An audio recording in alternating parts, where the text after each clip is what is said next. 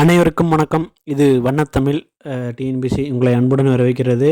இன்றைய வகுப்பில் நாம் பார்த்திங்கன்னா நம்ம இந்திய அரசியலமைப்பு வந்து ஏற்றுக்கொள்ளப்பட்ட அன்றே வந்து பார்த்திங்கன்னா ஒரு சில ஆர்டிக்கல் நடைமுறைப்படுத்தினாங்க.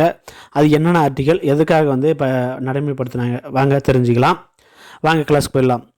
அது பார்த்திங்கன்னா இந்திய அரசியலமைப்பு நிர்ணய சபை ஏற்படுத்தப்பட்ட ஆண்டு நம்மளுக்கு தெரியும் எல்லாருக்கும் 1946 டிசம்பர் 9. நம்ம அரசியல் நிர்ணய சபை ஏற்படுத்தப்பட்ட ஆண்டு 1946 டிசம்பர் 9 ஏற்படுத்தப்பட்டது. ஓகே, சரி. நம்ம இந்திய அரசியலமைப்பு சட்டம் ஏற்றுக்கொள்ளப்பட்ட நாள் பார்த்திங்கன்னா 1949 நவம்பர் 26. ஓகேங்களா? சரி, எப்போ நடைமுறைப்படுத்துகிறாங்கன்னா 1950 ஜனவரி 26 தான் நம்ம நடைமுறைப்படுத்துகிறாங்க. ஓகேங்களா?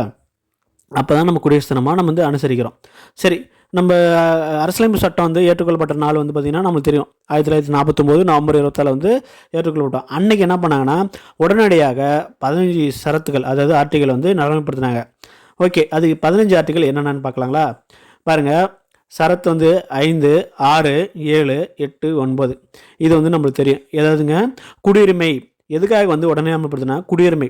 நம்ம குடியுரிமை நம்ம இந்திய குடிமக்களுக்கு என்னென்ன யாரெல்லாம் இந்திய குடிமக்கள் சொல்லி வரையறுப்படுத்துகிறாங்க. இப்போ பாகிஸ்தானுக்கு போகிறவங்க இருப்பாங்க, பாகிஸ்தானில் இந்தியாவுக்கு வரவங்க இருப்பாங்க. அது என்ன யார் யார் இந்திய குடிமகன் சொல்லிட்டு அது சொல்லக்கூடிய ஆர்டிக்கலில் தான் அந்த 5லேருந்து 9 வரைக்கும். ஓகேங்களா? சரி, அதுக்கப்புறம் ஷரத்து 60 குடியரசுத் தலைவர் நியமனம். நம்ம இந்திய நாட்டிற்கு ஒரு குடியரசுத் தலைவர் வேணும். அப்போ என்ன பண்ணணும், அது நியமனம் பண்ணுறதுக்கு கம்பல்சரி ஒருத்தர் வேணும் இல்லை? அதனால தான் என்ன பண்ணுறாங்க, ஷரத்து 60 கொண்டு வராங்க. இப்போ இது அடுத்தது ஷரத்து 324. இது எதுக்கானது? தேர்தல் ஆணையம். நம்ம இந்திய அரசியலமைப்பு நடைமுறைப்படுத்தியாச்சு. படுத்தணும்னா அதுக்கு முன்னாடி என்ன தேவைப்படுது? தேர்தல் ஆணையம் இருந்தால் தான் என்ன பண்ணும், எலெக்ஷன் வச்சு நமக்கு யார் பிரதமராக நம்ம தேர்ந்தெடுக்கிறோம் அப்படின்றதெல்லாம் நம்ம தேவைப்படும் நம்ம நாட்டுக்கு. அதனால தான் என்ன பண்ணுறாங்கன்னா தேர்தல் ஆணையமும் முன்னாடியே கொண்டு வந்துடுறாங்க. அடுத்தது ஷரத்து 366 என்ன பண்ணுறாங்கன்னா வரையறை கொடுக்குறாங்க.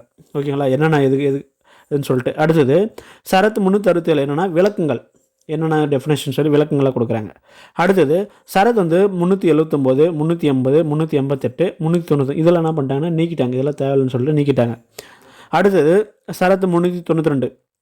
ஷரத்து 392 என்னென்னா பிரச்சனைக்கு தீர்வு காணும் குடியரசுத் தலைவர் அதிகாரம்.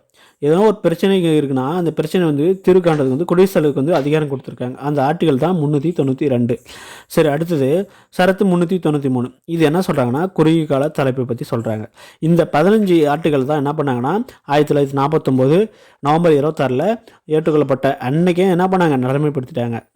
ஓகே நண்பர்களே, நம்மளோட வீடியோ உங்களுக்கு பிடிச்சிருந்தால் லைக் பண்ணுங்கள், ஷேர் பண்ணுங்கள், சப்ஸ்கிரைப் பண்ணுங்கள். நன்றி, வணக்கம்.